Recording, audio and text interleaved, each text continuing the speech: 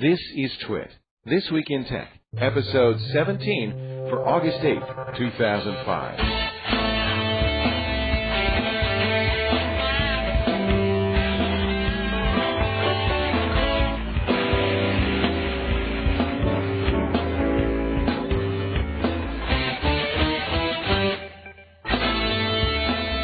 Ladies and gentlemen, it is another TWiT episode and a jam-packed house tonight. Kevin Rose is in the house. That's right. With his T-shirt that says "TV makes you smarter."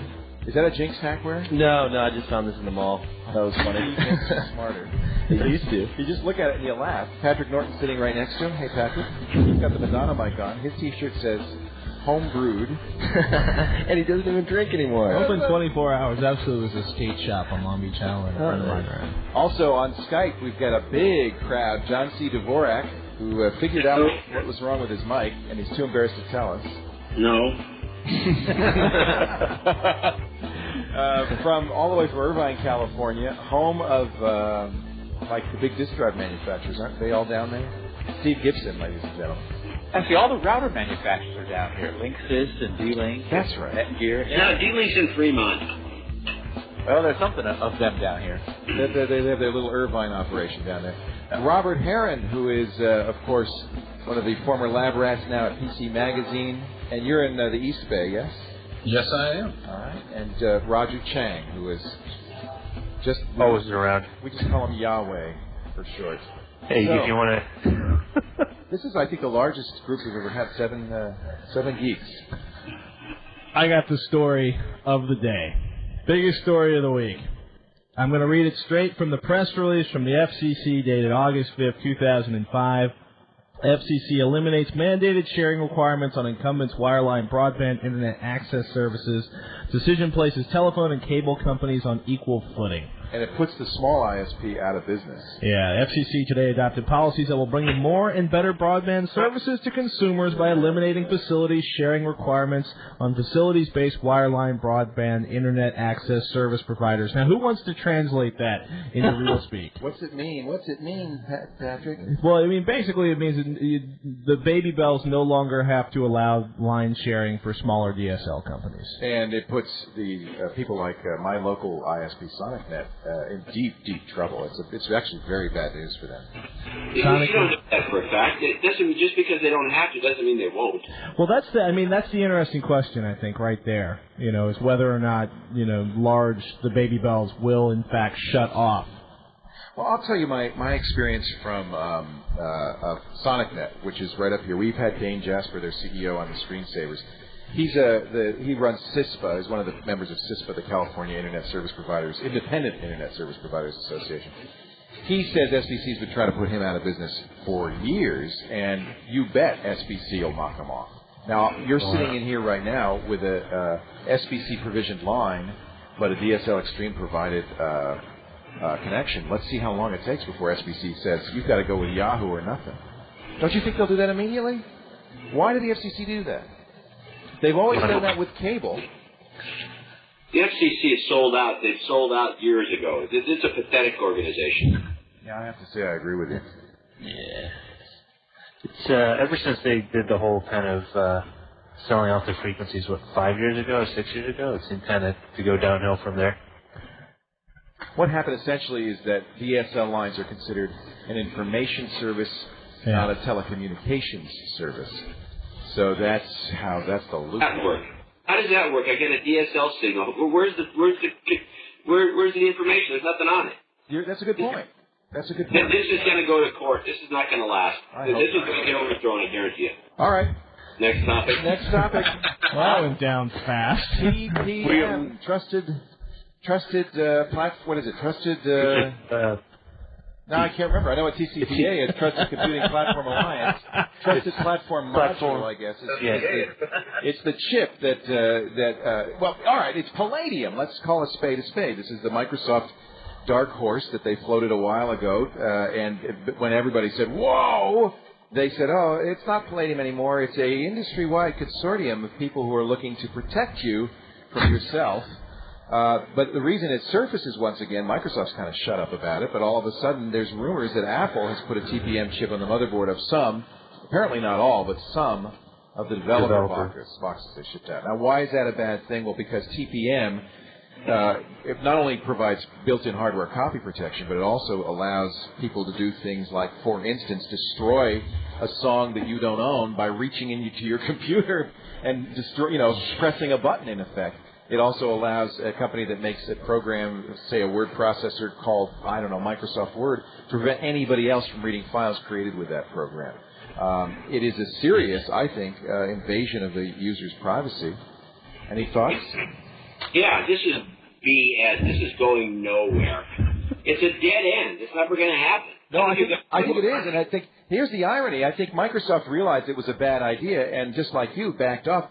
But then Apple said, "Well, wait a minute. We've got some way to figure out how to protect OS X to keep people from installing it on Dell. TPM, hallelujah, we're saved." Well, isn't also the bigger reason is they're looking for a more secure way if they do plan to move forward with a movie version of iTunes? I don't. Even the TPM people say it's not very good for copy protection. It actually isn't a good technology for copy protection. There are better DRM systems. It's really designed to do things like prevent you from running applications on your system. Yeah, it means essentially it's a dongle on the motherboard. Yes, that's exactly what it is. And by putting that dongle on the motherboard, Apple can ensure, or at least attempt to ensure, that you don't run OS X on it. So has there been any software that's tied in with this, or is this it just appeared right now, but nothing has actually been written to tie in with it? Some say it's in the kernel. Oh, it is? But the problem is you can't get straight answers. Well, that's out. Why don't you buy this, John? Hey, it's because it'll get hacked out. It's not going to work. If they think they're going to do this just to protect OS X from going into the wild, I mean, they've got to have their heads up their ass. There's no way that this can't be stopped. Well, but I mean, they're going to try, right? Or are they just going to say, "Oh, forget it, we can't stop it"? Why should they even be trying? Why don't they just maybe Steve Jobs should take a look at his bank account and compare it to Bill Gates's and say, well, hey, maybe there's something to this idea of like selling an operating system into the wild. Yeah. I mean, we could probably get $100 a pop for it. I think there's some money to be made. What is the problem? I don't get it. Well, because Apple believes it's a hardware company. It's a solutions company. That's ignorant. That this really is, basically the exact. You know what this model is? I don't know if anybody goes back this far, but there used to be a company called North Star Computers. I have. I don't want to go back that far. I have. North Star or Northgate? North Star. CPM. There's a long. CPM. Competitor with CPM. And they had their own OS, but they would only sell it with, some of their hardware. They were tied to the hardware, and it was like the company's broke now. Does Apple want to go this way? Nobody even remembers North Star. Yeah. Well, nobody remembers Osborne, once you get outside of a certain user group either. And what's wrong with Apple trying to protect the operating system and tie it to their hardware? I think they have to. I think that's BS, too. I think this is nonsense.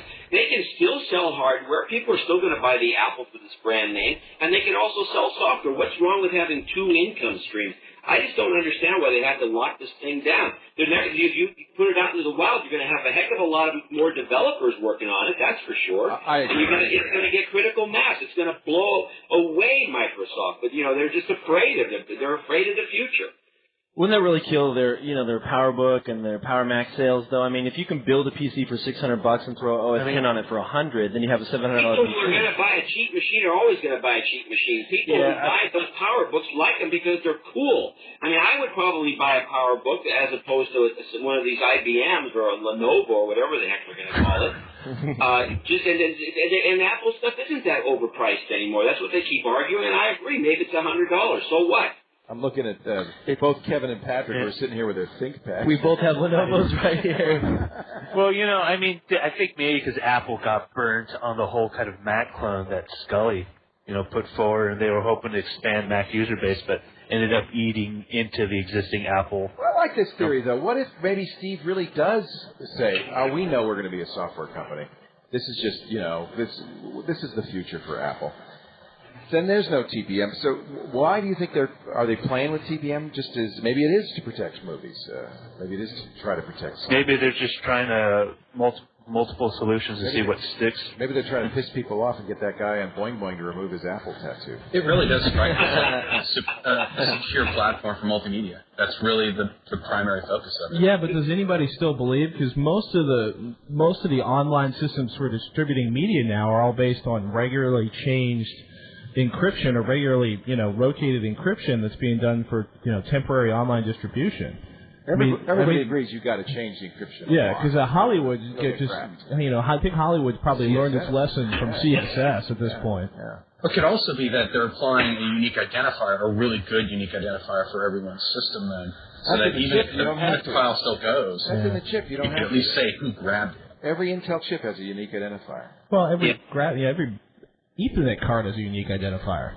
Yeah, but you can... It can be spoofed. You can spoof a MAC address. You can't spoof the Intel chip. As far as I know, you can't spoof the Intel chip ID. Well, I don't see why anyone's so pissed off right now. I mean, they're just playing around with it, obviously. They haven't made any firm commitments right now. Yeah, I agree with that, too. I mean, why should we jump to conclusions? Because that's what we're here for. Our job is to jump to conclusions. Did you see that? Great, we're the Fox News of tech coverage. We decide... We do innuendo better than any other tech journalists in podcasting. We decide you shut up and sit down and listen. And we'll tell you what... Hey, did you see the new Trio 670 on Gadget? I did. That's cool. Is that true, or do you think that's a hoax?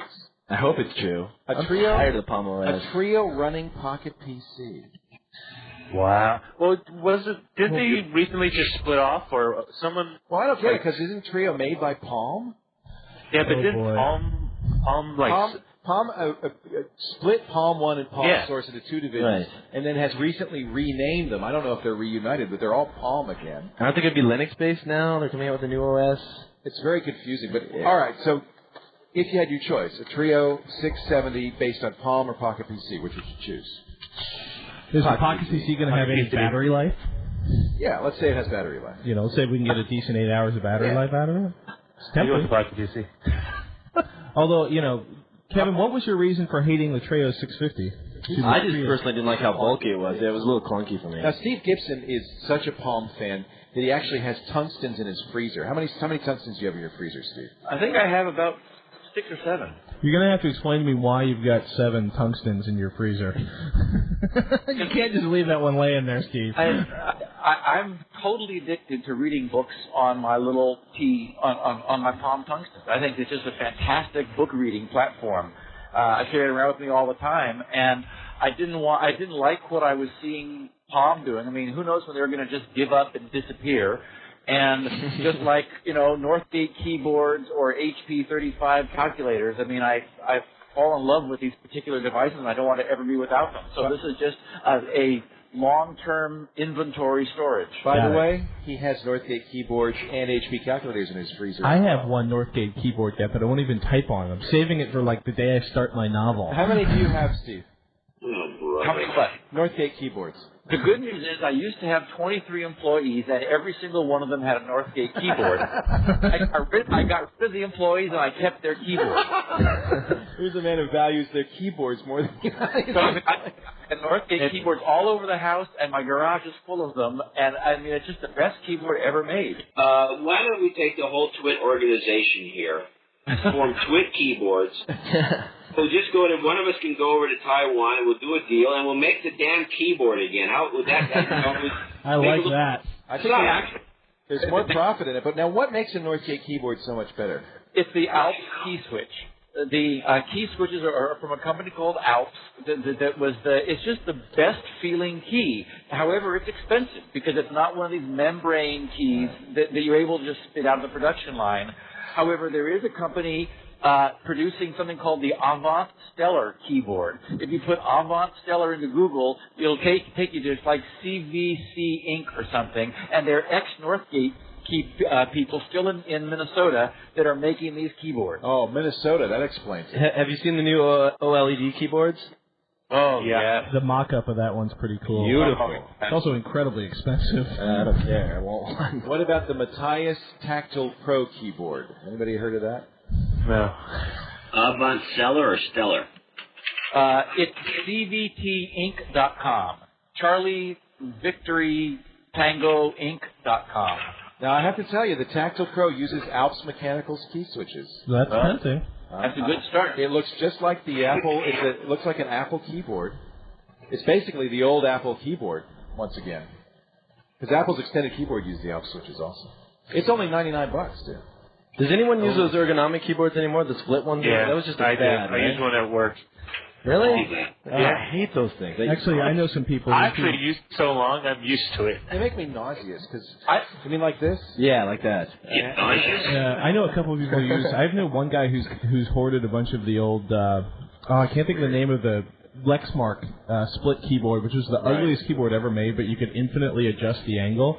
And he says it's the only way he can keep from going back to carpal tunnel surgery. This is a Microsoft Natural Keyboard Pro, but unlike every other keyboard I have, it has 2 health warnings on the back of it and a health warning on the cord. Yeah. Like this keyboard, this healthy keyboard, actually is more dangerous than the other ones I've got. I don't know. Or they just knew more about lawsuits at this point. Well, my Apple stuff doesn't have any warnings. I don't see keyboard warnings anymore. The problem I have with getting used to a wacky keyboard is you can't always find one. I mean, if you're going to use a laptop, it's going to have a straight across keyboard. It seems to me it's better to get used to something that you're always going to be able to use universally. Yeah, there's probably one in your freezer. Does anybody ever use one of these back cording keyboards or any of these wacky? Actually, I have a friend of mine who's a programmer, and who basically had the choice between learning how to use one of those and never programming again. Because he had carpal tunnel. Bad. Yeah. Like if he types for an hour on a normal keyboard, but he's done for a couple days. They look days. like giant piano keys. There's several of them. There's not very many. There's a couple of them. There's the chord-based keyboards, and there's also the ones where you actually kind of sink each of your 5 fingertips into, and you can move them up, down, and left and right to tab the keyboard. He's just learning a new keyboard. Yeah. Do they look like a stenographer's, like a court stenographer's keyboard? Yeah. Because I used to have a class with a girl who was deaf, but she actually had a stenographer that the school sent with her. So she was she would literally take notes in class, and I bump the notes off her after. That's a really good deal. So who's played with the Mighty Mouse? Here I am to save the day. Anyone? I ignored it at the Apple Store. I bought one. We're trying to find one. Yeah. I was trying to play with it, but a bunch of people were hovering over it. So Steve Jobs, the king of one-button mice, finally gives in and makes like a 5-button mouse. Thank God. Yes, finally. And it's instantly sold out everywhere. It is. You can't find them. Yep. Just shows you. Steve is one of those people who says, I know better than 50 million other people. If it's not, it's and a better. some of the time he does. Yeah, well, some of it, maybe. I don't know. 50 million's a lot of people. He's telling basically an entire world, no, you want 2 buttons, but you're not going to get them. Finally, he's in. I gotta wonder who is it at Apple that went to Steve with this design and said, "Can you imagine terror?" His wife, Mr. Jobs. I've got this mouse. No, don't get upset. It still looks like it has 1 button. Yeah, that's right. You can't tell. You can't tell. But people want the multi-button.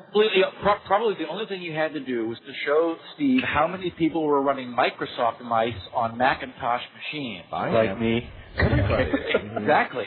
And now he said, okay, no more of that. First thing I did, every time I get a Mac, is I go out and buy a 3-button mouse, scroll wheel. Now, so nobody's tried this, so we don't know how this little... No, I play with it. What's the nipple? How does that work? It's like a little tiny trackball almost. Oh, really? Yeah, it actually rolls like a little trackball. And it lets you go left, right, up, down, and diagonal, right, for all those diagonal scrolling that you need to do. Is it a good gaming mouse? I don't know. I haven't played with it for gaming, but it doesn't have any. It still only has 1 moving button. Right. It's really strange because you're so used when you grab an Apple mouse, you normally you push down for that single big huge click. But this you kind of have to rotate to the right a little bit. It's weird, but I'll tell you what. After about 5 minutes of playing with it, I got used to the right click. But you shouldn't have to go through all that. $60. It's not wireless. $49. $49. It's corded. Here's something interesting though. It works with Windows. Does it? Yes. Out of the box? Yes. You have to install drivers on the Mac. You have to install drivers for this thing? Not for the 3-button, but for the additional features. Yeah, it's great. It's like click, single button looks, multi-button charm. Now, squeeze, roll, or scroll. Now, do those love handle buttons, is that just the squeeze? Is that just 1 button, or is there one on each squeeze side? is weird because you don't feel anything when you squeeze it. There's no click-like feel to it. You just squeeze and then nothing happens on the screen and you wonder what you're doing. Apparently, out of the box, both buttons do the same thing. You have to reprogram. Oh, is that what it is? I was squeezing it. And I was I think Heron just hit it right there. This is a future collector's item. Nobody's going to use that in a professional day-to-day basis. It's sold out. Because it's new and it's Apple. The Apple Army is amazing. They'll buy anything. It's almost like the TWiT Army. How do you think... I think the TWiT Army is a little more selective. I would hope so. Look at our keyboard. Well, and the fact that they ever sold some Newton demonstrates that. Yeah. Yeah. Although I have to say I've been bit twice because I also bought a tablet PC, which is essentially just a Newton. Why did you go out and do something like that for? Actually, didn't you find it useful for doing the television stuff? Yeah, they were saying because you were like, finally, that's why I bought it. I found a use for a tablet, Patrick, other than browsing the web on the toilet. And I was like, well, what's wrong with browsing the web on the toilet? It's spending $1,500 to browse the web on the toilet for an hour. But the idea for TV was, here's no keyboard, you just use a pointer. Remember, we were always trying to do telestrators. The problem is, there is I thought there was. Only in PowerPoint is there kind of telestration capability. It's not built into the operating system. Have you guys ever had any contact with that OQO, that little cute little Windows thing? Yeah. Oh, yeah. That's you've just nailed it right there. It's a very cute little Windows thing. I can't imagine anybody buying and that. everybody wants one, and then until they get it. I know a couple of people who've bought them. It was like, it's really cool. I now can have an entire desktop installation, and they can carry it from place to place. And you look at them, and you kind of say, well, why not a notebook? And they go, this is smaller. It is. It's about 6 inches by 5 inches. Something like that. You could say they're ahead of the time, too, because eventually everyone will have something you can carry around. No, because the user interface device doesn't work. The keyboard has to be a certain size to be usable. No, but say like a USB thumb drive that contains not only all your information, but your favorite OS, and you could just plug that easily into somewhere that allows you, to get your video and your input. You guys are missing the point with the OQO. What's the point? The thing's really not designed to be used as an everyday computer. It's really more of an embedded system. You put it in inside of an airplane or something, and you only use the keyboard to reprogram something that's running. Yeah, but they have embedded systems that cost a lot less. Yeah, no, they do, but they don't have embedded systems with all this I/O and with the keyboard and with this little screen and all that. That's the whole point of an embedded system, is to avoid all of the desktop stuff you don't need. So, John, is anybody buying this and using it that way? I think NASA's got a bunch of them. Goodbye, NASA. John, did they send you one? No, you know what? Let me tell you that story. Not that I'm complaining. About 4 years ago, I first got a hold of these guys. They said, we're going to come out with it any minute. And this thing's taken forever to get onto the market, by the way, after David Ditzel first showed me one of them. And, then so a couple of years go by, and they say, we're going to get you one as soon as it comes out. We're going to, and I never got one. And I don't think they, this is one of those things, I don't think they're going to stay in business that long, because they're very much of a, and the other one is Paul Allen's got a clone of it, which is like, this is another brain dead idea. Paul Allen took on it. That's the name of the Paul Allen computer. It's a little bitty thing, just like I remember seeing that. Lots of money, and then it just drops off after 3 years. It gets bored. A computer that gets bored and goes away, sells itself for below market value. Is that kind of a computer? Does anybody have any burning questions, or should we go to our burning topics, or should we go to their... Are you okay, Patrick? I just lost a lot. Or should we go to our questions from our Twitizens? I have another item here that he's addressing. In fact, it's on my blog, if anyone wants to jump in on this. Apparently there was a very obscure, in the Portland Business Journal, a very obscure interview with Jeff Hawkins. And I have this actually on the blog now. I was reading that last night. Yeah, and Hawkins says that he's got something else up his sleeve. He says his first invention was, the handheld PDA, then with the phone, and now there's something new. And I read this and read it over. I said, what the heck could it? I mean, there's nothing out there. There's no. Well, you should explain to everybody listening, John, that for those who don't know who Hawkins is, he essentially is one of the big founders at Palm/Palm One/Palm whatever it is this week. Well, and he's now the CTO. And he invented graffiti. Yeah. Although then got sued, saying somebody else invented it, like Xerox PARC, and never mind, I didn't invent it after all. Well, that's beside the point. The thing is, he is considered the father of the modern PDA. Yes, I agree with that. But so he's got some new thing. He's supposed to blend, the next generation. And so anyway, I have an open forum. If anybody thinks they can figure this out, I'd be interested.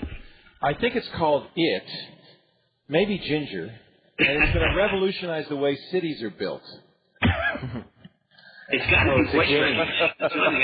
I think he may have stumbled upon a way of doing voice recognition because he's a neuroscientist. That's really the big leap right now for all small devices. Samsung even showed off at CES that one cell phone that incorporated a voice recognition system where you didn't have to do text using the keypad. You could actually text message other people just by speaking the words themselves. Well, you talk about making devices smaller. Exactly. I mean, what's the limiting factor? It's the keyboard. This is 19th century technology we still use for data input. But the problem with voice recognition is are we going to have a world of people walking around talking to their computers? Well, we already now have do that to their cell phones. Well, this is going to even make it worse. No, it needs to be some sort of... I'm sitting in here with two guys typing on their computer. I've got a computer in front of me. If we were all talking to our computers, it'd be nuts in here. Yeah. Imagine any airplanes. Somebody talking, quote unquote, to themselves when they have an earpiece, and at least you hope they're doing that. Speaking of which, I think it'd be cool in the office because you could come in there with a megaphone and then yell at the top of your lungs, format 5C. Oh, what if you type it? Well, my question is, what if you have to punch in a password?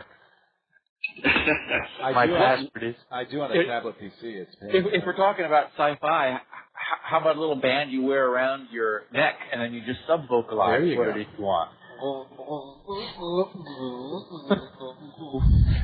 Or if you just have one that has ESP and just reads your thoughts. Or like aircraft pilot microphone. I need a bagel fish. But do the aircraft pilots talk? Yeah, they still have to talk. Yeah. They have to say something. Hello TWiT. My name is Happy and I'm calling from Germany. Congratulations on winning podcast awards. I'm really impressed with your program. You guys have a lot of fans in Germany, so keep going. I have two questions for you. Question number 1. The Sony PlayStation 3 has announced to support both Linux and Macintosh OS X, and having a highly advanced system configuration. Do you think that this is how the future of computing is going to look like?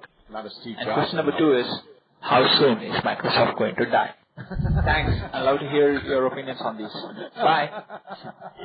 Thank you, Karthi. That's good. So we were just talking about that, but that's a good point. OS X as well, but Apple will never let OS X ship for the cell processor. But it's interesting that it runs on the cell. Yeah, it is interesting. That's what oh boy. I wonder if it runs directly or is it running through an emulation layer? No, I think it will because it's a Power PC, isn't it? Yeah, that's what. Yeah. Hi, this is Michael Haratine from Las Vegas, Nevada, calling for some help, you guys. But before I ask for help, I need to congratulate you guys for your 2 podcast awards the other day. Way to go, you guys. Anyways, my question is this.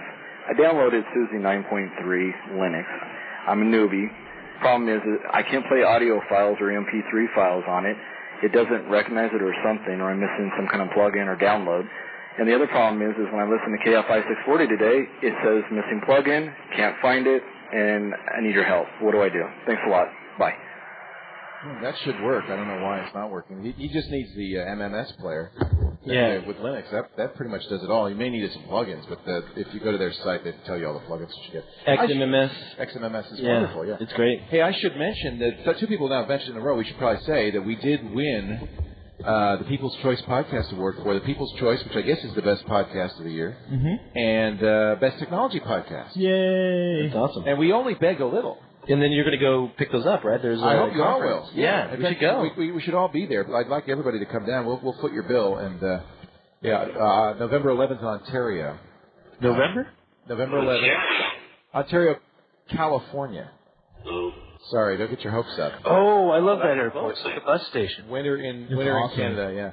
No, Ontario, California. It's the Podcast Expo. It's the first podcast trade show. Boy, that should be fascinating. Well, I'm keynoting it, by the way. Well, my great fear is that the whole thing will be over by the time the expo happens, and we'll be moved on to the next thing, right? Podcasting will be dead, and it'll be just kind of pathetic. It'll be like current TV. Yeah. No, TV makes you smarter, don't you know? Current TV. Hello, this is Jay from Boston. Email address is twitcommander@yahoo.com.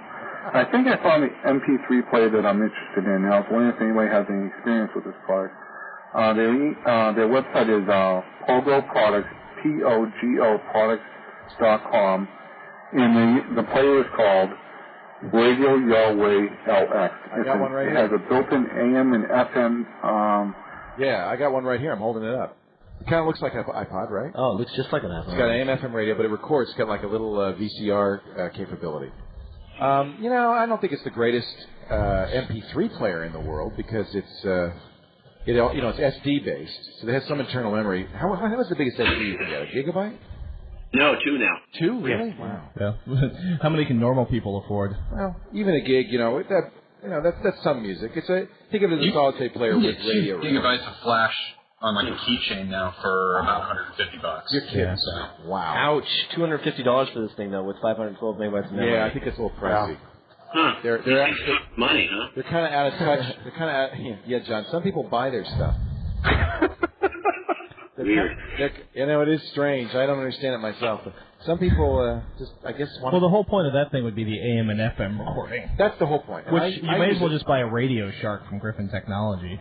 Yeah, but what if you don't have a computer? Like, I just did a radio show and I tuned into this at the radio station and I recorded. I got it. You just laid that one in the road and I got to run over what it if you now don't have with a the truck. computer? Yeah, they're not probably listening to us and they're probably not really interested in moving content onto a portable media player. But some people would. This is like a transistor radio. It has a speaker. Sure.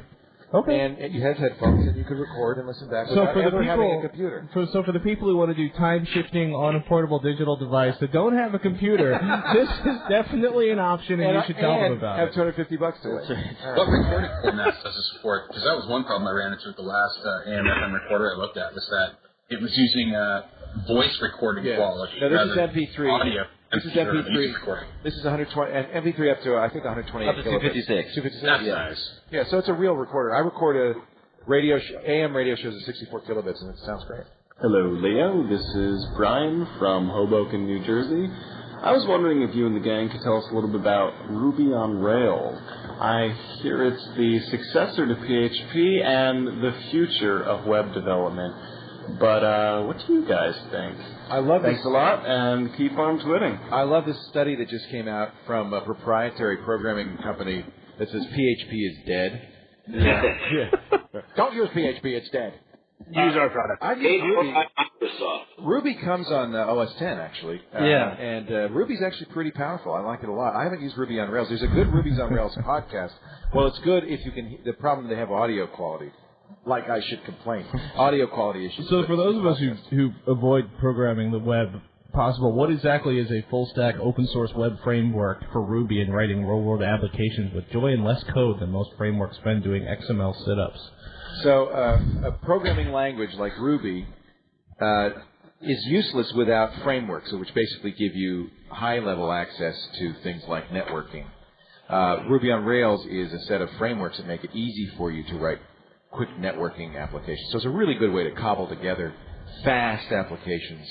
But, any good modern programming language is like Perl's got CPAN, PHP has tons of modules. Any modern language is going to have a lot. I've heard good things about Ruby on Rails. This is done by those guys, 37 Signals. They're the same ones that do the Basecamp. Have you used Basecamp before? Yeah. It's kind of like a project management application for the web. Yeah. They also make another one called Backpack. I know that... Backpack's great. I have used Backpack. Yeah, Backpack's pretty cool. Yeah. Amber's a big fan. Amber turned me on to Backpack. Yeah. I think she told me about it, too. Yeah.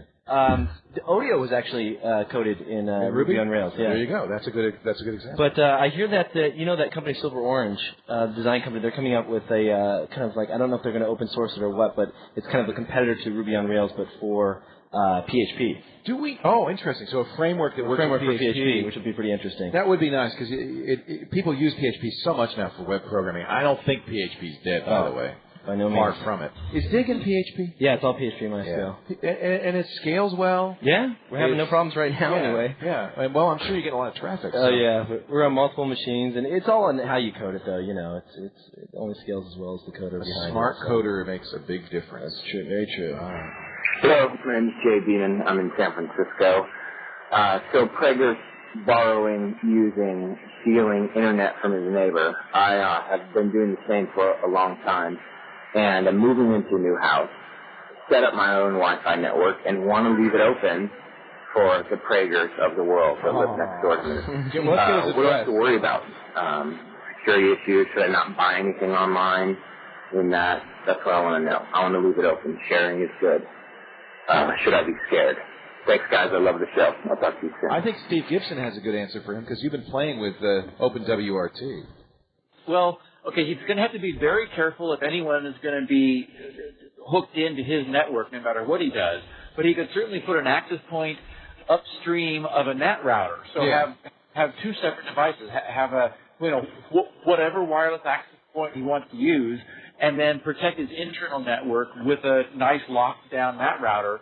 And he's going to be pretty safe. But, things like email, for example, where your passwords in the clear to your remote SMTP and POP servers, that's still going to be a problem. Mm-hmm.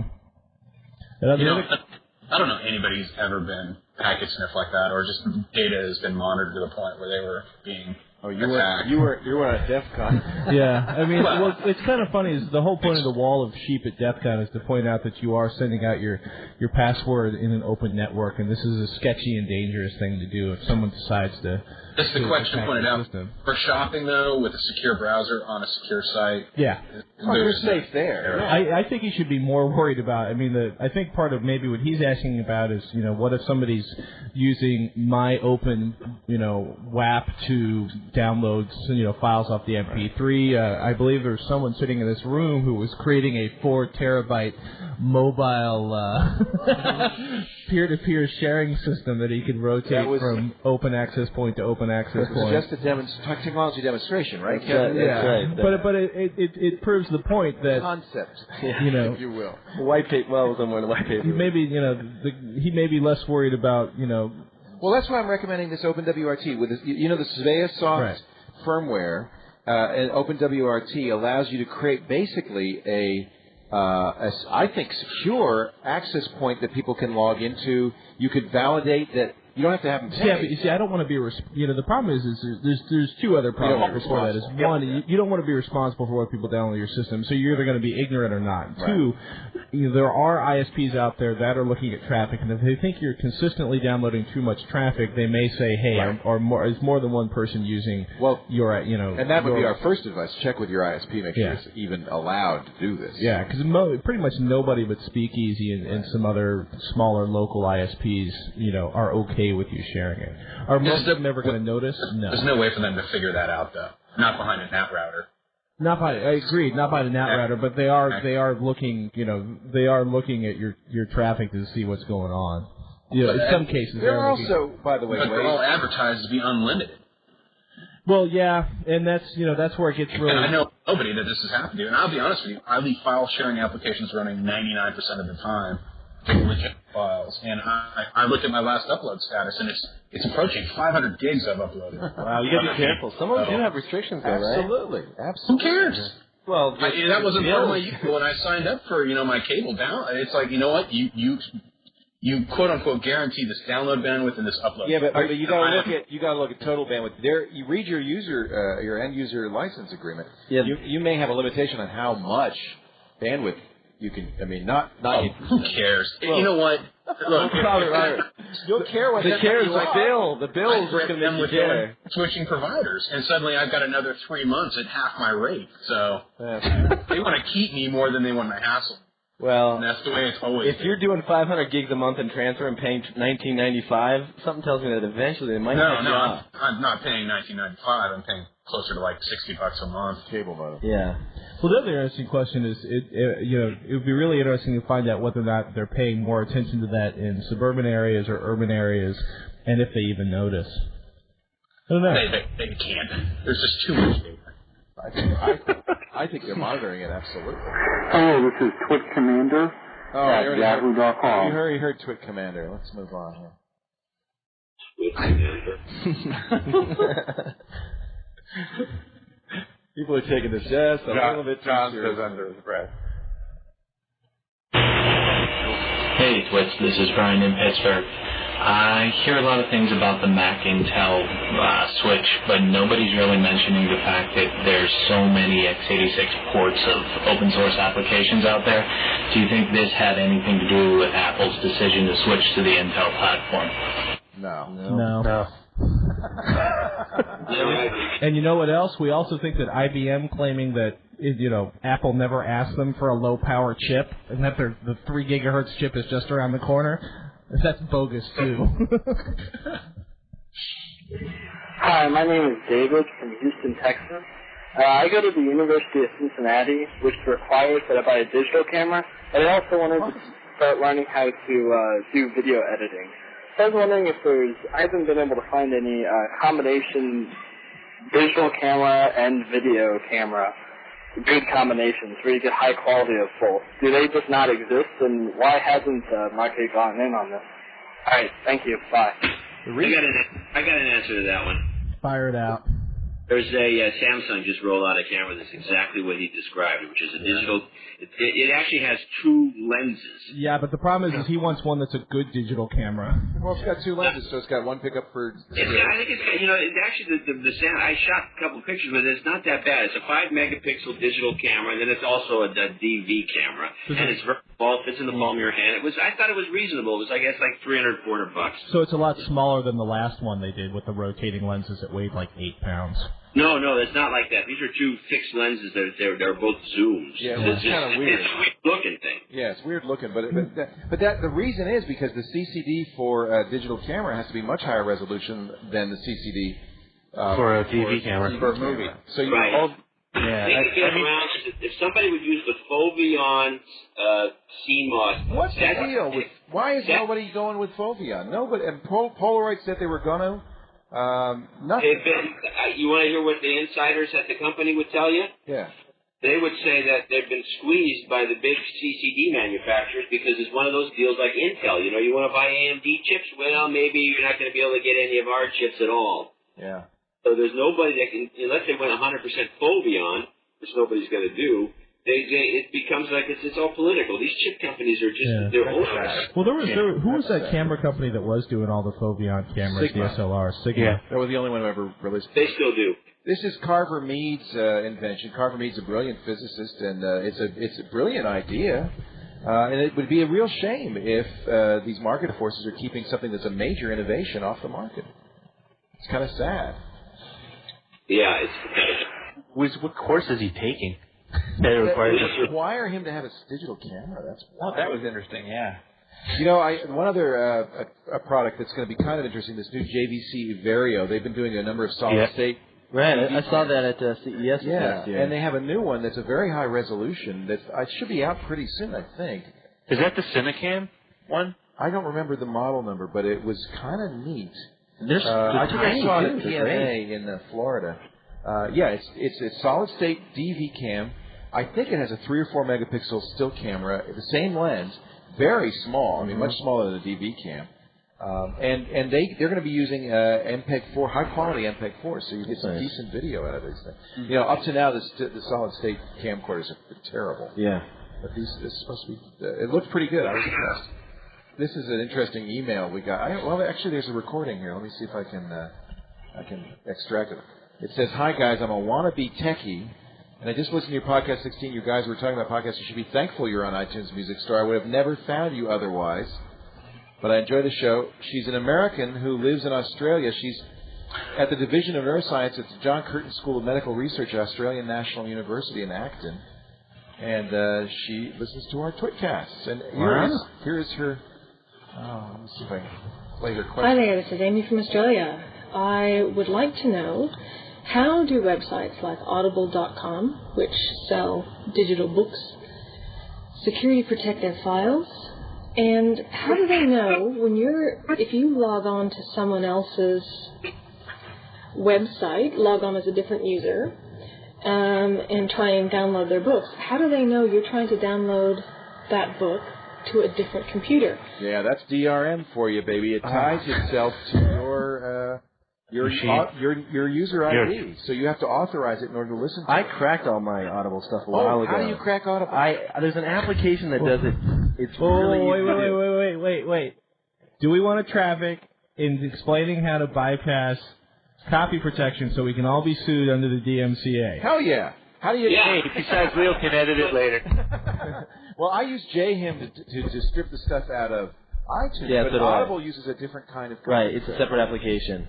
I'll get the link for it and give it to you. Get the link and put it on the website. Patrick's worried we're going to get sued because we're Patrick's a big weenie. Oh! Yeah, that's because I don't have your money for lawyers, John. Oh, we don't need us stinking lawyers.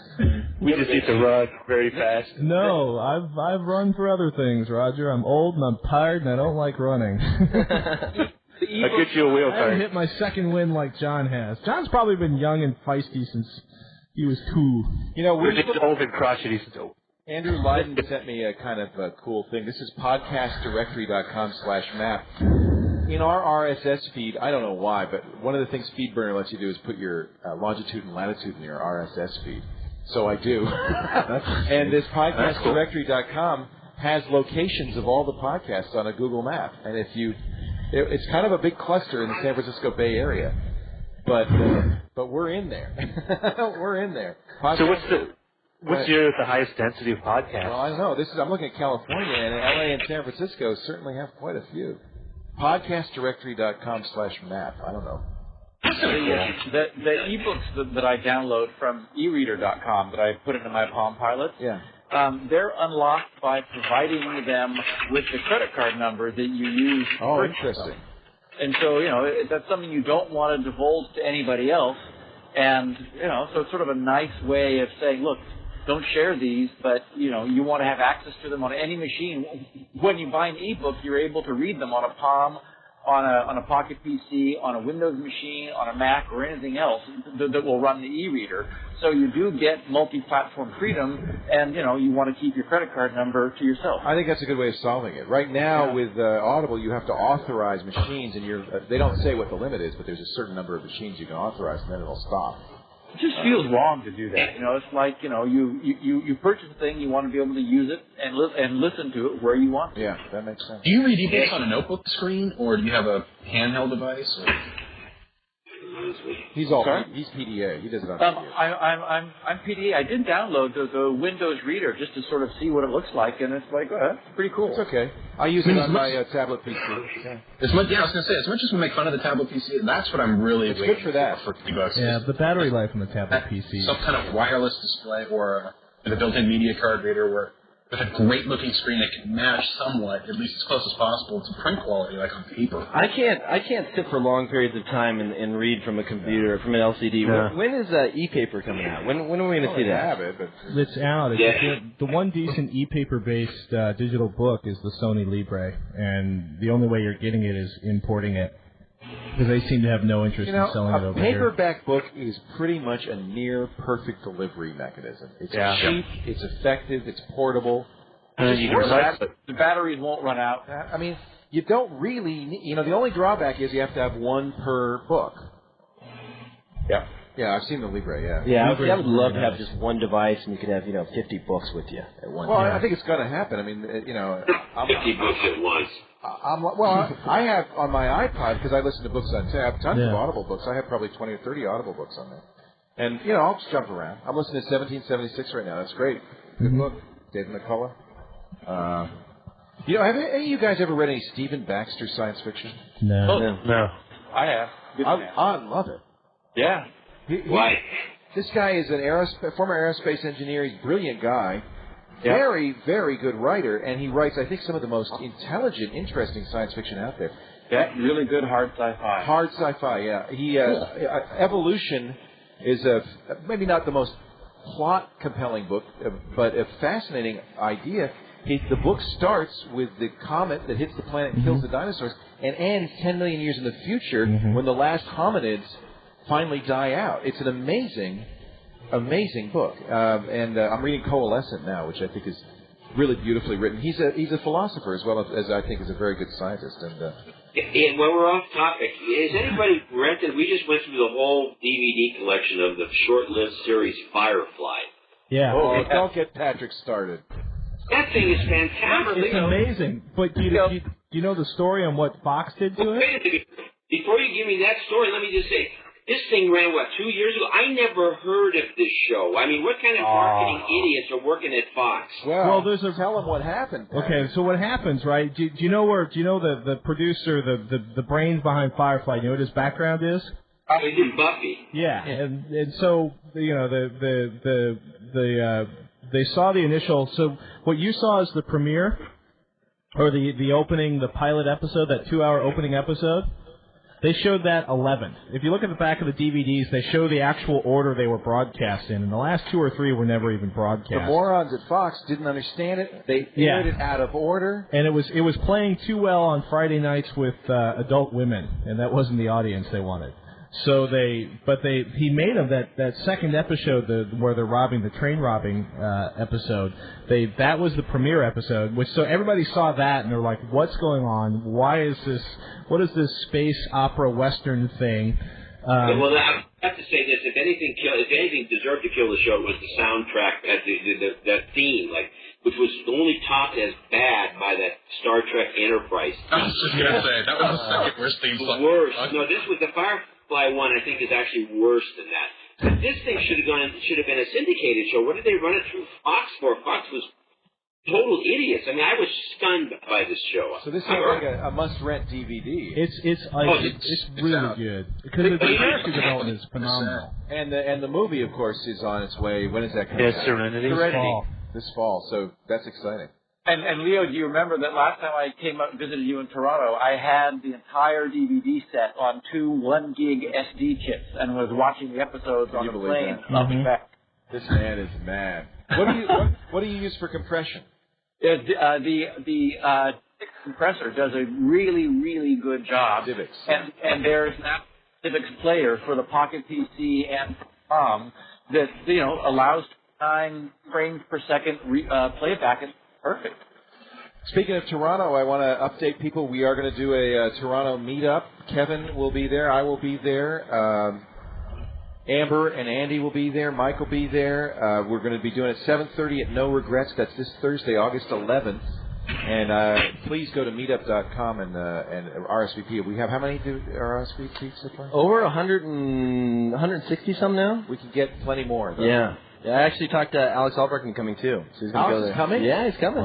You kidding? No, we're going to shoot an episode of Dignation up there as well. So he's Patrick, are you going to come up? Patrick has to go. Come on. I just started a new job. Patrick. All right. We'll see. We'll see. Well, there's another chance everybody can meet us, and I might as well make the announcement now. We're going to start doing, and this show will probably be the end of the reason we're going to do this. The audio on this is so awful.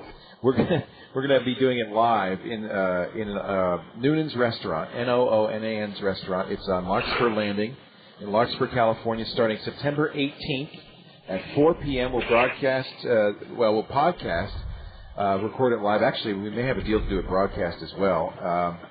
And we're inviting people to come and join us. It's one of the reasons we chose Noonan's is it's right off the San Francisco Larkspur Ferry. So you could, if you're staying in the city, you can take the ferry over, a beautiful ride, and be there at 4 o'clock Sunday afternoon. It's also equidistant from you guys in San Francisco, me up here in Petaluma, John and Robert in the East Bay. So please, everybody, come on out. We'd love to see you starting September 18th, and I think every Sunday thereafter, unless we decide it's. I'll bring the camera crew too, so we can shoot it. I would love the to video online. I would love to get online video of this. So this is exciting. Ooh, I can bring a camera. This is the next stage of development of TWiT, and I think it's going to sound a little bit better. I'm thinking of it, John. I think you'll recognize this. I'm thinking of it as the Algonquin Round Table of the geek generation. Yeah, that's one way of looking at it. All right, shut down. Hi, Leo. This is Mark. I really enjoyed episode 15. I really enjoyed episode 15. I know where he's going with it. The echo was very entertaining. All right, I get the idea.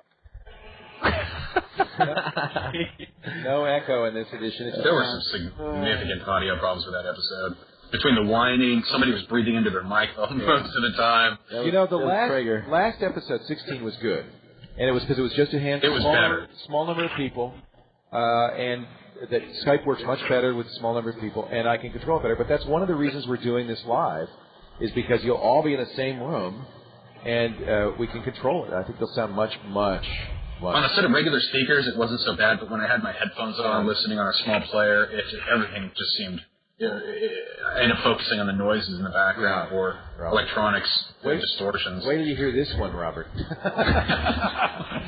But I am going to run this through SoundSoap and see if it sounds any better. There are a couple of plugins out there that are. Who's typing? Is that Dvorak? I think it's Dvorak. Listen to him. See? That's the problem. Is we can't control you, monkeys. So if you're all in the same room, I can at least say, "Stop it!" I'm blogging this. I'm blogging this. Get in the T-shirt. My name is Chris from Sherman Oaks. My niece wants to buy an iBook, and the thought scares me because I'm a computer repairman, and I only know Windows. Now, everyone raves about Macs, but what are the downsides? Like, what are the downsides? We never talked about that. Of a Mac? Yeah. Nothing. Oh, that's not true. What about the entire generation of iBooks that disintegrated and it took months before I had Apple one of them. owned, and I still have one of them that I need to turn in and get. Weird firmware updates for their different Are there models. 5-year-old iBooks? No, there aren't. And I think now they're okay. Yeah, don't you think? Yeah, I think they're great, and the prices just came down. They just upped the processors. Okay, what do you run into? In a few years, Apple will draw a line, and your hardware will no longer be supported with the new operating system. Maybe. No, that pretty much happens every few years. I don't see why they're going to back away from that now. If there is some incredible flaw in the hardware, it may take them an incredibly long time to own up to it, but eventually we hope they will fix it. Like they did with the problem with the chips on the motherboards for the screens of the iBooks. Right.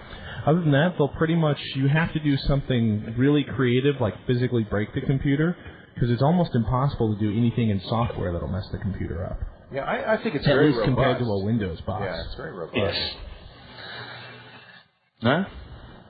Anybody else want any other negatives? Any other reasons? I mean, we could go on and on about spyware and viruses and so forth not being part of the problem. If you're gaming on a type basis. There are no games for the Mac. Hey, I play World of Warcraft on my Mac. It works great. Yeah, there's games out there. You're not going to play them on an iBook. I play World of Warcraft on my PowerBook. Yeah. But that's But let me phrase, you're not going to play Half-Life. high-end 3D games on it. Yeah, I want that Age of Empires 3 when it comes out. But I mean, that's true, by the way, of PC notebooks. There's very few that'll play 3D games well. Agreed. I mean, that's just a notebook. Hey everyone, this is Rick from Redmond, Washington. Oh, we know where Rick I was works. just wondering what your favorite wireless router brand was. I'm shopping for a new one, and I was looking at the D-Link DI624. Does everybody who lives in Redmond have to work at Microsoft, or are there people who actually don't? Well, somebody's got to sell them coffee. So he's either the coffee guy or he works at Microsoft. I used to like Linksys, but I don't anymore. I'm hearing bad stuff.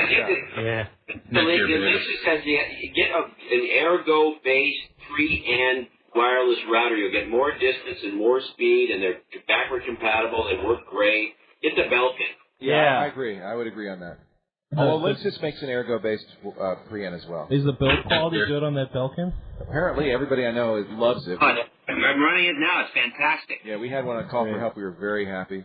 And they have a very nice kind of a way, kind of a setup that works very for people who don't like to know how to set these things up and don't want to go into the router.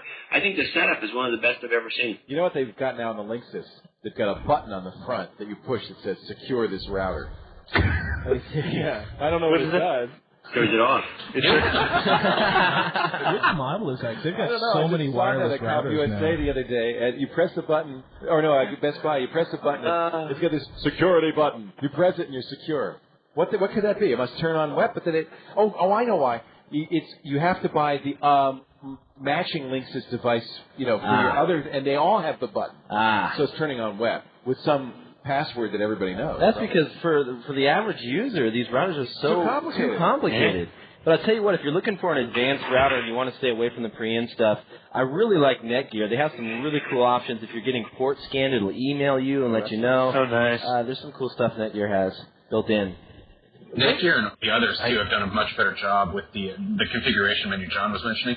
They also immediately check the firmware for you and make it very easy to download and upgrade the devices themselves now. Let me ask you a question about this pre-end stuff. If I have all B equipment, do I have to upgrade it to get the advantage of the pre-end? I mean, I know I won't get the speed, but will I You'll get a little more distance. I will get more distance? Yeah. But you won't get any more speed, no. Has anyone tested in real life how fast is pre-in? I mean, if I drag and drop a huge ISO file to somebody else that's on a wireless network, how fast are we talking? 100 megabit. 100 megabit? Yeah. If you're close, you have to be within a few hundred feet. But yeah, that's nice. If you go out further out, it still gets you pretty damn good speed. It'll give you better speed than anything else. At least. Latencies are less and the distance is better. Those are the two big things. X-ray. MIMO is a huge breakthrough. Hey, how's everybody doing? This is TWiT, Commander@yahoo.com. He's back again. Good, Commander. Kids, one question a month, okay? Nice to identify himself. Well, yeah, thank him. Yeah, we got to thank you for saying your name up front so we can cut you off. That's handy. Let's see. I don't think we've heard from Michael. Hey guys, love the podcast. Keep up the good work. Just a quick question for you. I am wondering what kind of recommendations you would have for a mid-price range cell phone. I'm looking for something to replace my dying Sony Ericsson T610. What's a good cell phone? What do you use? Let's just go around and see what people use. What are you using now, Kevin? Right now I have the Samsung from Verizon with the built-in 1.2 megapixel camera. It's the SCH A890. That's supposed to be really nice. It's nice. The camera's amazing. The video's not too bad either. I was all excited about the new LG 8100 because it's got the little MP3 playing buttons on it. It's got a 1.3 meg camera and everything. I called Verizon. They said, "Oh, we haven't enabled the music playing yet." So you get this phone with the buttons on it, but doesn't do nothing. There's got to be a hack for that, though. Well, I think they're trying to figure out. Firmware hacks can be really firmware hacks on cell phones either work really well or they do horrible things. What's that application like PIM something? You guys know what I'm talking about for hacking the cell phones? But it's only for certain models of cell phones. Yeah. What does it do? Unlock it? Or? Yeah, I mean, it allows you to hook up the data cable to your cell phone, and it works with just a ton of different cell phones. It does everything from allow you to write your email because it's supposed to work with the VX6100, the LG phone I have, but it wouldn't recognize the phone. So, it's on my other computer. I can't think of the name of it.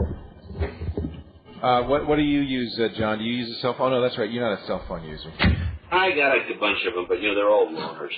I buy the cheapest cell phone that'll do what I need it to do. I like my Exactly. I like my Sidekick too. I'd still recommend that. I think the keyboard on that is nice. It's got Are they still making those? Yeah. That is the Razr from Motorola. That's a very nice phone. It's pretty. I don't know. I got some friends that just bought two of those, and they're real divided on them. I think they break really fast. How about you, Roger? What are you using? I use this Motorola piece of junk until my contract is up, and then I'm going to find something. Roger recommends the Motorola POJ32. Well, the biggest plus is it's a GSM phone, so if I can pop out the SIM and get a decent phone, but I'm one of those. I'm like Patrick. It does what I need it to do, and I don't want to spend more money than I have to. Hey, we got to answer. I didn't ask Steve Gibson. What do you use, Steve? I use the Motorola Razr. He's a Razr man. Yep, I like it. Happy with it? I'm not a major phone user. It's sitting by the door with the battery out of it because it tends to drain the battery slowly. And so I stick it in if I come to Toronto. Otherwise, I just really not much. Hey, I got some advice for you, Steve. Put it in the freezer. We got to answer this next one. This guy, Mike, is a police officer in Brooklyn. He says, if you don't answer, I'm going to put a warrant out for your arrest. Hi, my name is Mike from Brooklyn, New York. I'm a police officer for the NYPD. My question is, I'm looking for a program that'll let me do partial word searches within Word documents. We have a large database of information, but everything is hyperlinked, and if I move a file, we end up losing the hyperlink.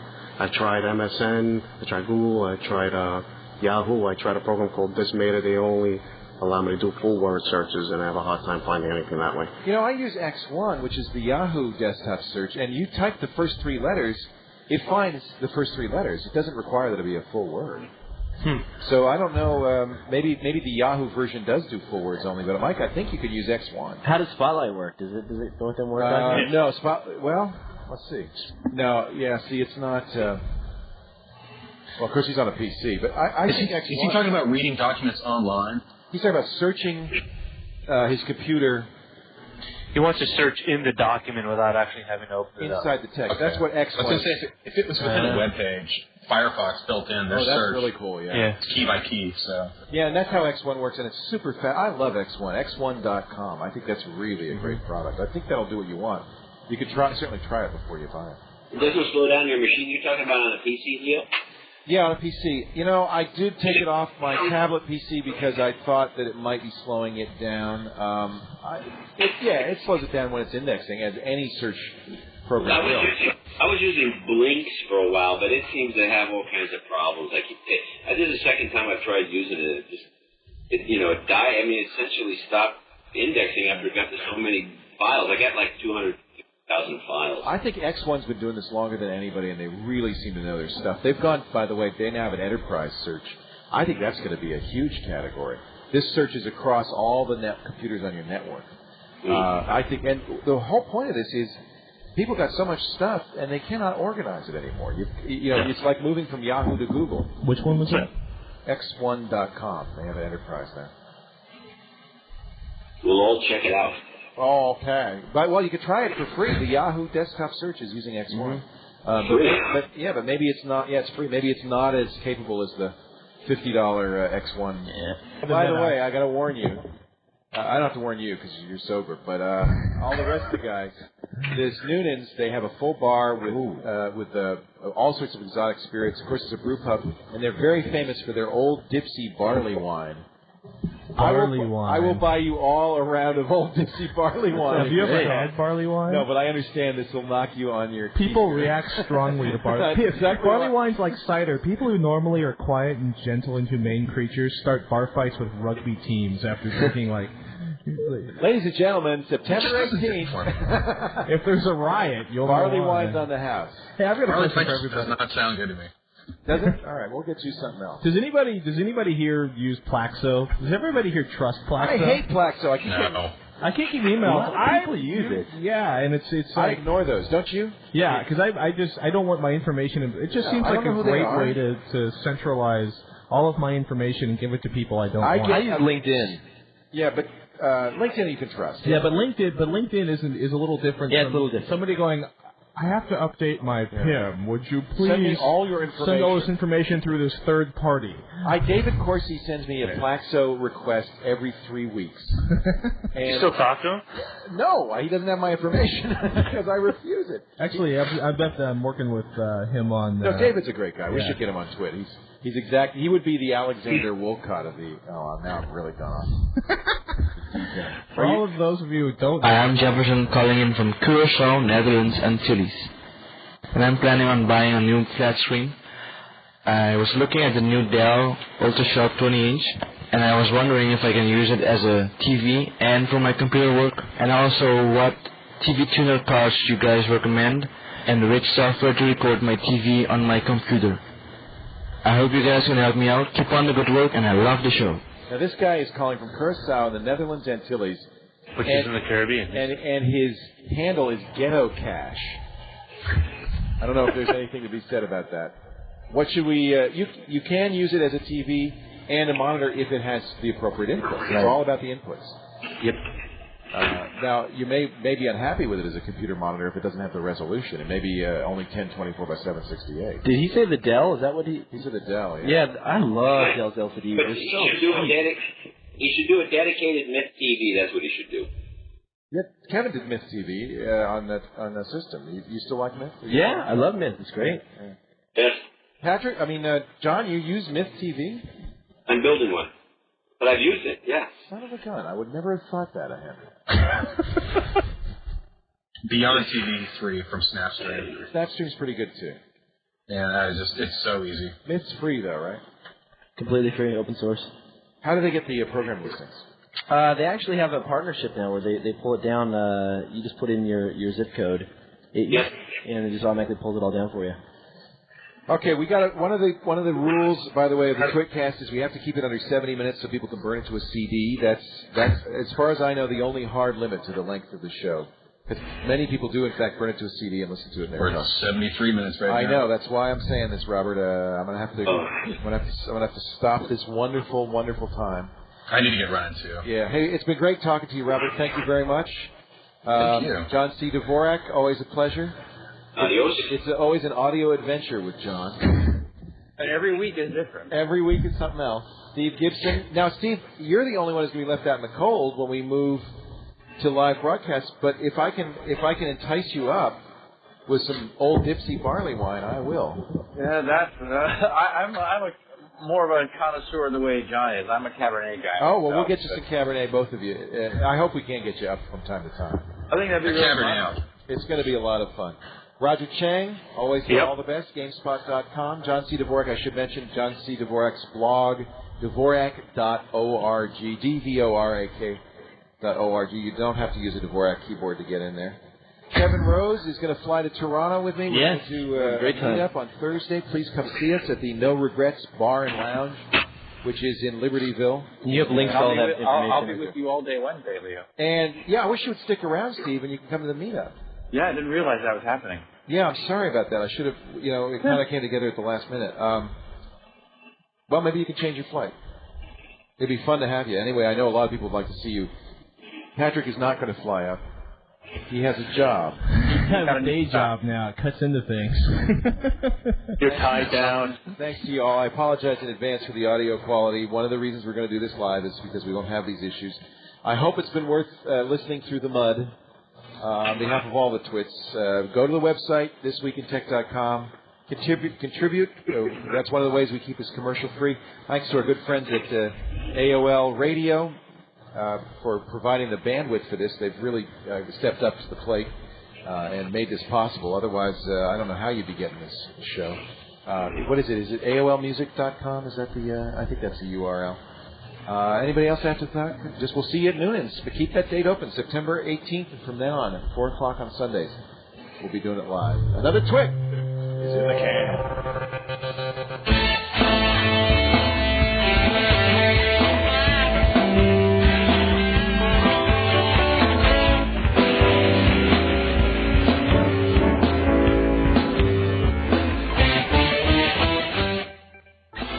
That's it for this edition of This Week in Tech. Thanks for joining us. Remember, the website, thisweekintech.com, has all the information and links about the things we talk about on the show every week. And, of course, it also has those all-important PayPal contribution buttons and contributions to help keep the show commercial-free and on the air. Thanks very much. Thanks also for all your votes on the Podcast Awards. We're really appreciative. And don't forget, we'll be broadcasting TWiT before a live audience starting Sunday, September 18th at 4 p.m. at Noonan's Bar and Grill at Larkspur Landing in Larkspur, California. Please come by and say hi. You're all welcome. Love to see you. On behalf of the Twits, I'm Leo Laporte. Thanks for joining us. We'll see you next time. How soon is Microsoft going to die? This Week in Tech. This week.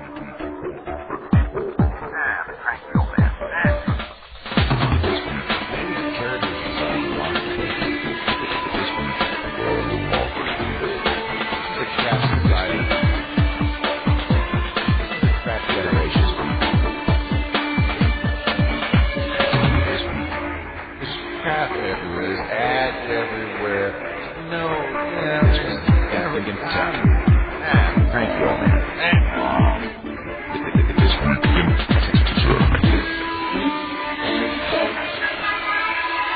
and this has been a week from hell. I mean, Eric is going on now. Our server's dead. This week in tech.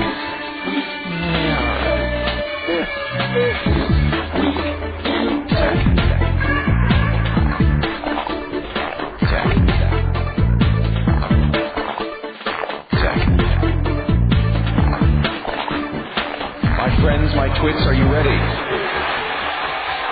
the twit army. I don't know what the answer is. I really don't.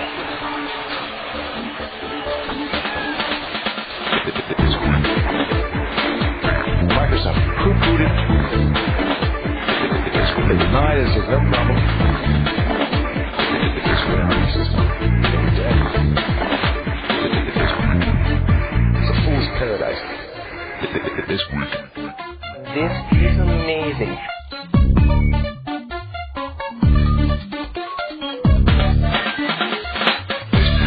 In tech.